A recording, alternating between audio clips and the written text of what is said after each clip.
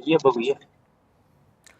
पुढची बातमी पाहूयात। सारथी, बार्टी आणि महाज्योतीची फेलोशिप मिळत नसल्याने आंदोलन केले जाते। उपोषण करणाऱ्या विद्यार्थ्यांची तब्येत आता बिघडलेली आहे।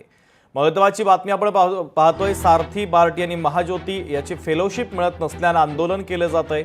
उपोषण करणाऱ्या विद्यार्थ्यांची तब्येत देखील आता खालावलेली आहे।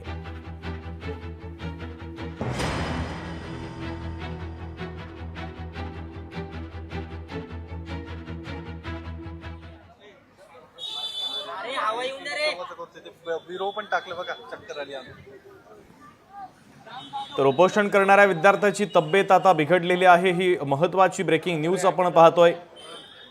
आपल्या विविध मागण्यांसाठी विद्यार्थ्यांचं हे आंदोलन पुण्यामध्ये सुरू आहे। सारथी, बार्टी आणि महाज्योती फेलोशिप मिळत नसल्याने आंदोलन केलं जातंय। उपोषण करणाऱ्या एका विद्यार्थ्याची तब्येत आता खालावलेली आहे। पुण्यात गुडलक चौकात मागच्या 6 दिवसांपासून विद्यार्थ्यांचं हे आंदोलन सुरू आहे।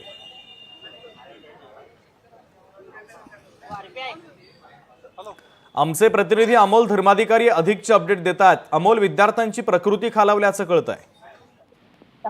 कारण गेल्या 7 दिवसांपासून या विद्यार्थ्यांचं आंदोलन सुरू आहे। उपोषण त्यांचं एका ठिकाणी सुरू आहे आणि काही वेळापूर्वीच रोहित पवार यांनी या विद्यार्थ्यांची भेट घेतलेली होती आणि त्या दरम्यान रोहित पवार हे माध्यमांशी बोलत असताना या आंदोलनामधलाच एक विद्यार्थी आहे तो त्यांच्या बाजूला थांबलेला होता। पण संपूर्ण गेल्या 7 दिवसांपासून सुरू असलेल्या उपोषणामुळे त्याची प्रकृती आहे ती बिघडली आणि त्याला चक्कर आली आणि तो खाली पडलेला होता। या घटनेनंतर लगेचच रोहित पवारांनी देखील त्या विद्यार्थ्याची विचारपूस केलेली आहे आणि सध्या त्याची तपासणी आहे ती सुद्धा केली जाते। पण गेल्या 7 दिवसांपासून अमोल, काही क्षणांसाठी थांबवतो। रोहित पवार बोलतायत।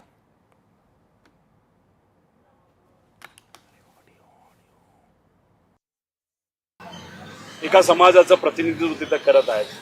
दुसऱ्या बाजूला वंजारी समाज आणि बंजारा समाज हे दोन्ही एक नसले तरी धनंजय मुंडे हे त्याचं प्रतिनिधित्व करण्याचा प्रयत्न करत आहेत। त्याच्याबरोबर दुसऱ्या बाजूला पडळकर आणि हाकेभाऊ हे धनगर समाजाचं। आणि या सगळ्या महत्त्वाच्या बातम्यांसह बुलेटिनमध्ये वेळ झाली इथेच थांबण्याची। नमस्कार।